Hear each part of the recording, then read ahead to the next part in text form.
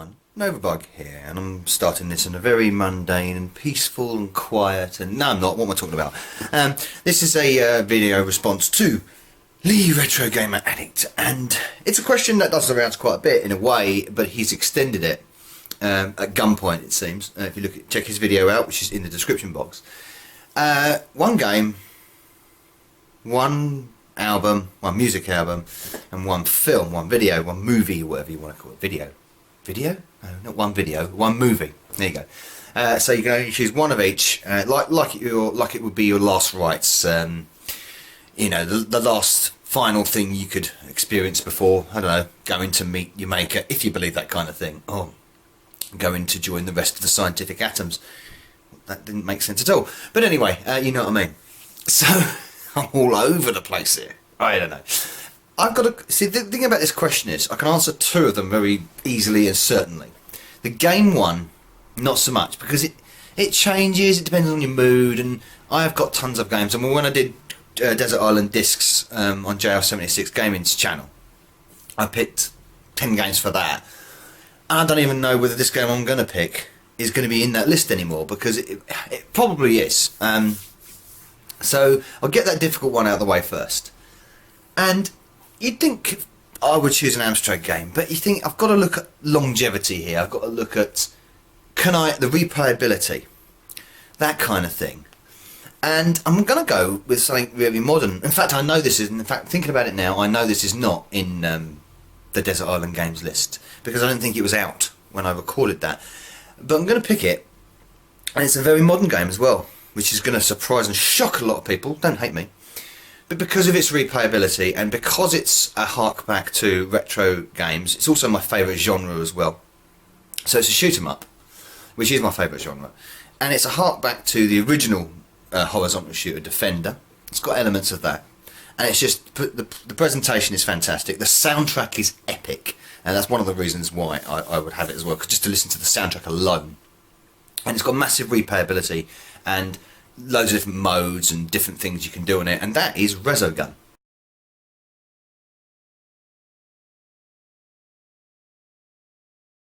Now I've got a video on Resogun, should pop up in the corner there. I love that game. The sound effects of it are fantastic. The compositions, the mix of the retro with the modern. You can design your own ships. I mean, you could have fun with that, designing your own ships for decades of making things up out of the voxels. That would be very amusing for me. I mean, it passed the time a lot. So you delay your death sentence by just creating ships all the time. But it would definitely be Resogun, just to have to pick one game, as it were, and I could just while away hours and hours and hours on Resogun and not get bored. Because with certain games, obviously, you can play it through, and you play it through a couple of times, and that's really it. You don't want to exhaust it too much, and so I could pick a Dizzy game, like for instance Dizzy 1, or Secret of Mana, or some of all these all-time brilliant games that I really like Pang, for instance. These are some of my top, in my top 10 games of all time. And Wipeout 3, PlayStation, and loads of things I could pop out my head, or out my arse, should I say. But yeah, I'm going to go with Resogun, because it's fantastic. It's fantastic, and I think it would put me in a good mood as well. I wouldn't get annoyed. You don't get annoyed with Resogun, even though you die a lot. You don't get annoyed with it. But it's a favourite genre. Love its style. Love its presentation. So I'm going for that, and I've whittled on a bit there, didn't I? Now the other two answers are very straightforward, really, for me. Now my favourite band is a group called Orbital.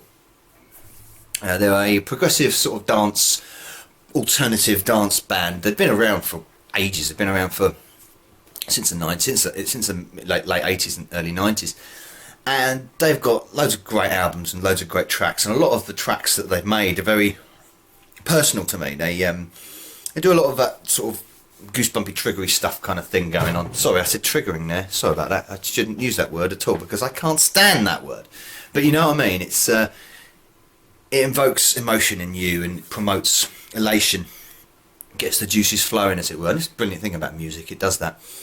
And they've got. I would love to pick all their albums, but I can't. Those are not the rules. I can only pick one album. So, much like Lee did a compilation with Nick Kershaw. Great choice, by the way. I'm going to pick their compilation album, which is Orbital Works, or Work, actually, I should say.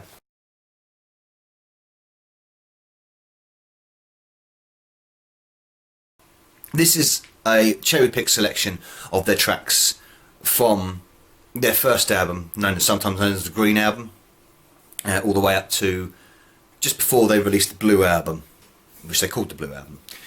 Which I'd love a track off that. The track You Lot on that track, and that's fantastic. But anyway, it's got versions of these songs on it, so it's kind of the best compromise I can think of. Ideally I would pick tracks, the long full album tracks from each album and put them on a compilation disc, but I'm not allowed to do it. I'm not breaking the rules like that. Could do, but I'm not going to. So yeah, Orbital Work would be the one. I could listen to it over and over again. It's got the full version of Belfast, for instance, the full version of Chime. These are tracks that they're just fantastic to me.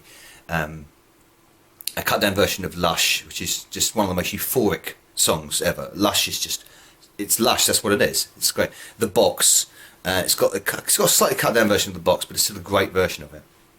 And other versions on it are pretty good. Nothing Left, it's a strange version of Nothing Left, because Nothing Left is a two-parter song, so they've mixed it into one onto that Work album. And there's a few original tracks on it as well. There's only one track I don't actually on the entire album I don't like, which is it's the wrong version of a song called Satan. The original version of Satan is a fantastic, really heavy beatline, dark dance journey, as it were, with some creepy voicing on it. The version that they put on the Work album is more rocky and a little bit more contemporary, and I'm not a fan of it, but those are compromises, as it were. So the last choice was it film. So I'm going to pick my favourite ever film. Now people are going to say it's Back to the Future. Now Back to the Future is one of my favourite ever films, but I'm not going to pick it because it's got film aspects that I love. It's got the sci-fi, it's got the comedy, it's got an interesting story and interesting characters. It's got all that. It does miss that sort of sexiness when it comes to how should I say this? Say it in a sort of a correct way. I need a little bit of titillation in there. So you need a movie with a little bit of titillation in there that keeps you going for a man, and one for the ladies as well if you fancy. Yeah, because it works both ways. It's got two people like that in it, and it's got crazy characters. It's got the style of it is fantastic. The story is great. And my favourite ever film is The Fifth Element.